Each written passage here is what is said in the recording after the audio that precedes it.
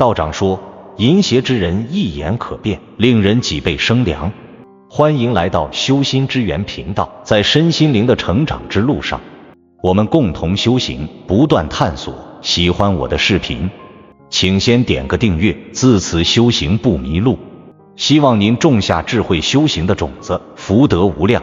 在古往今来的历史长河中，有太多的故事和教训在提醒我们，欲望是一把双刃剑，尤其是在面对邪淫时，往往容易让人迷失方向，难以自拔。正如俗话所说，色字头上一把刀，这并非空穴来风，而是千百年来无数历史人物用自己的血泪教训印证的道理。每个时代都会有君王、英雄因为色欲而断送大好前程，失去了江山，甚至身败名裂。正如《史记》所记载的夏桀与商纣王二人因纵欲无度，沉迷女色，导致国家的衰亡，最终不得善终。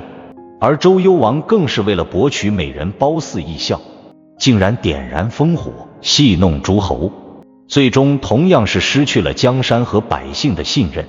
或许很多人会感叹，这些帝王本来可以成就一番伟业，却因为放纵欲望而断送了自己的命运。这其中隐藏着的深刻教训，难道只是针对古代的君王吗？其实不然，历史往往是镜子，照映出的不只是过去的悲剧，也同样可以成为当代人的警示。现代社会虽然与古代有所不同，但诱惑从未减少，甚至因为科技的发展与社会的开放，外界的干扰比过去更加复杂。这种种因素若不能自我约束，便很容易陷入欲望的陷阱中，迷失了自己的人生方向。如今很多人将戒色作为一种生活准则，认为通过克制不良欲望，不仅能提升自己的精神境界，还能在事业和家庭生活中获得更大的成就。然而想要做到这一点并不容易，因为邪淫的诱惑往往在无形之中悄然渗透到生活的各个角落。如何能够克服这样的欲望，保持身心的纯净，成为了很多人关注的话题。正如曾国藩作为晚清的重臣，他不仅在治国理政上有所建树，更是在自我修养上堪称楷模。曾国藩也坦言，自己年轻时并非对情欲毫无动摇，尤其是在担任官职、应酬不断的阶段，他也难以避免与风月场所的接触。然而令人敬佩的是，曾国藩并没有因此沈沦，而是选择了一条自律与反省的道路。他通过写日记的方式，详细记录自己每天的行为与思想，若发现有任何不妥之处，便立刻进行反省，甚至让亲朋好友共同监督。除此之外，他还每日练习静坐，通过这种方式平复内心的欲望，将精力集中在更有意义的事情上。曾国藩的方法虽然看似简单，但坚持下来却并不容易。日记和静坐这两个方法并没有太高的门槛，也不需要特别的技巧，但贵在持之以恒。很多人或许也尝试过类似的方法，但往往在几天、几周甚至几个月之后便因无法坚持而放弃。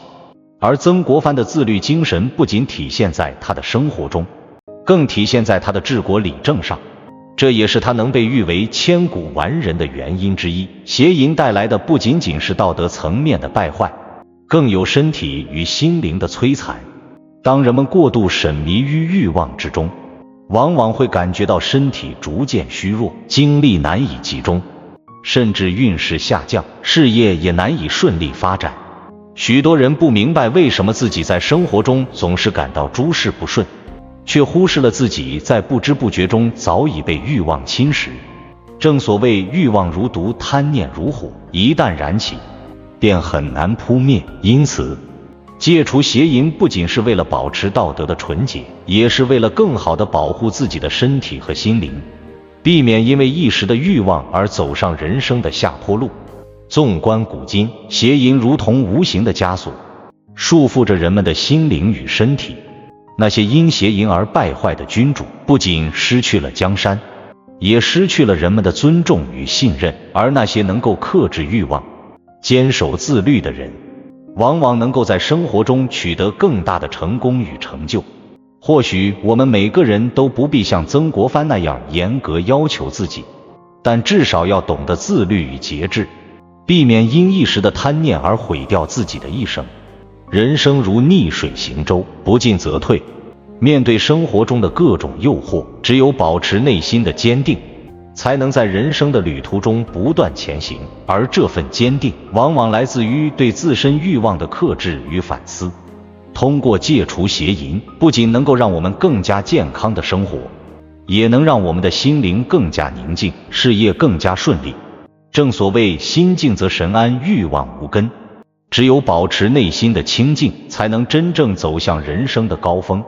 在人生的旅途上，人人都会遇到各种各样的诱惑，尤其是在这个信息化时代，欲望的滋生变得更加容易，而如何处理这些诱惑，成为了每个人都需要面对的问题。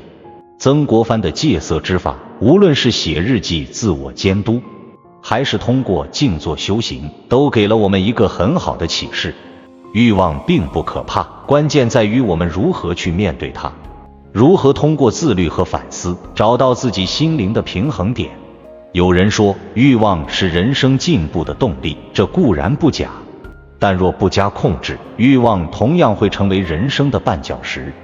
通过戒除邪淫，不仅是对自身心灵的净化，也是对身体的保护，更是为未来的幸福奠定基础。要知道，人生并非一时之快，而是长久的坚持与积累。只有放下短暂的欲望，才能真正迎来属于自己的光明未来。在如今的社会，科技飞速发展，物质生活不断丰富，但人们的内心世界却往往变得更加空虚与迷茫。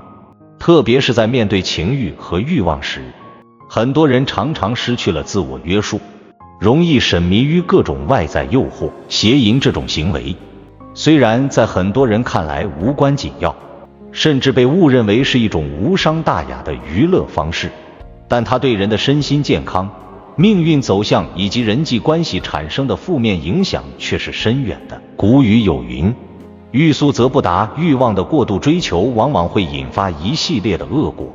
这不仅会在短期内让人感到疲惫不堪，更会在长远中影响人的精神状态，削弱其生命能量，阻碍人生的发展。人的幸福往往取决于内心的平静和充实，而不是物质和欲望的满足。人类追求快乐无可厚非，但快乐和欲望的满足并不是一回事。过度追逐感官刺激，尤其是邪淫行为，实际上是在透支身体的精力和福报。俗话说，千里之堤毁于蚁穴，小小的欲望若不加以控制，终会像蚂蚁啃食堤坝一样，侵蚀一个人的健康、家庭、事业，甚至带来更深远的影响。那么，一个人为什么会陷入邪淫的泥潭？为什么会面临这些恶果？这不仅是一个生理现象的问题，更是心理和心灵层面的困境。或许我们可以从邪淫带来的种种后果中找到一些答案。邪淫的恶果可以分为多方面，它不仅侵蚀一个人的身体，也极大地影响精神与心理状态。首先，最为明显的是头发问题。肾主骨生髓，头发是肾的外在表现。如果一个人年纪轻轻就开始掉发，头发干枯暗淡，甚至出现少白头、秃顶等问题，往往与长期纵欲、邪淫行为密不可分。这种现象在年轻群体中越来越普遍，而这些现象正是肾气耗损的直接表现。肾为先天之本，一旦肾虚，不仅头发受损，整个人的精神状态也会萎靡不振，难以应对生活和工作的压力。肾虚的另一明显表现是早泄等性功能障碍。肾主固摄，肾气强的人能够很好地控制自己的生理反应，无论是在憋尿能力还是在性功能方面，表现都较为优越。而肾气虚弱的人则恰恰相反，几分钟的草草了事成为常态。这不仅是身体机能的衰退，更是对一个人自信心的打击。很多人由于羞于启齿，不敢面对这种问题，但实际上这是肾精亏损的必然结果，若不及时调整，后果会更加严重。此外，体臭也是一个容易被忽略的问题。一个人的体味往往与其身体内毒素的积累有关。邪淫者由于体内毒素无法及时排出，汗液中夹杂住令人不悦的气味，年轻时是汗臭，中年时变成油臭，到了老年则是腐臭。这种难闻的气味不仅影响个人的形象，也极大地影响他人对其的评价，进而影响到日常的人际交往。再说眼睛，俗话说眼睛是心灵的窗户，眼睛可以反映一个人的精神状态。邪淫过度的人，眼睛常常显得浑浊无神，无法专注，甚至不敢正视他人。道家讲，眼睛中有一点纯阳之气，而邪淫则会耗损这一点纯阳，使人变得呆滞无力，目光游离，缺乏定力。肾虚者不仅眼神无光，还可能导致更多的眼部疾病，如散光、视力下降等，这些都是肾气耗损的外在表现。智力障碍也是邪淫带来的一个重要后果。肾主骨生髓，脑为髓海，肾精充足才能使得思维敏捷，灵感充沛。反之，肾虚则会导致记忆力下降，思维迟钝，甚至在严重时引发老年痴呆等疾病。一个人如果长期处于邪淫的状态中，他的脑髓得不到足够的滋养，智力水平自然会下降。这不仅影响工作效率，也让人难以享受生活的乐趣。邪淫对免疫系统的影响也是不容忽视的。长期邪淫导致肾气耗损，免疫力下降，身体常常容易生病，尤其是感冒、发烧等小病不断。更为严重的是，青少年时期如果过度沉迷于邪淫，不仅会影响成长发育，还可能导致背脊弯曲、牙齿发黑等症状，这些都会对其未来的生活造成极大的不便。疲态是邪淫者最常见的表现之一。俗话说精气神，精气是人精神力量的源泉，精气一旦消耗，整个人就像失去了动力，变得无精打采，容易疲劳，事业上难有大的成就。一个总是疲惫不堪的人，很难保持清醒的头脑和积极的心态，更别提应对工作和生活中的种种挑战。更令人担忧的是，邪淫让人心神不宁，妄念纷飞，心无法安定，无法专注于某一件事情，这在修行和学习上表现得尤为明显。道家讲究清静无为，但邪淫者往往欲望强烈，内心杂念丛生，无法得到片刻的宁静，这不仅妨碍了日常生活，也让人难以达到精神上的提升。此外，邪淫还会对人际关系产生负面影响。一个沉迷于邪淫的人，往往充满负能量，磁场不佳，给人一种阴神、邪气的感觉。久而久之，这种负面的气场会让身边的人感到不舒服，甚至不愿与之交往，朋友、家人也会逐渐疏远，甚至影响到事业和婚姻关系。形象的改变也是不容忽视的。俗话说相由心生，邪淫的人由于心灵的污浊，外貌也会变得苍老、猥琐，让人产生厌恶感。有缘的朋友，感恩你能看到这里。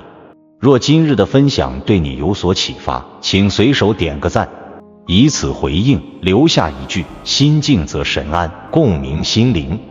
愿众生早日觉悟，平安喜乐，圆满自在。尚未订阅的朋友，欢迎点击右侧订阅，与我们结下更深的法缘。愿你随手转发，弘扬智慧，传播善行，功德无量，福慧双增。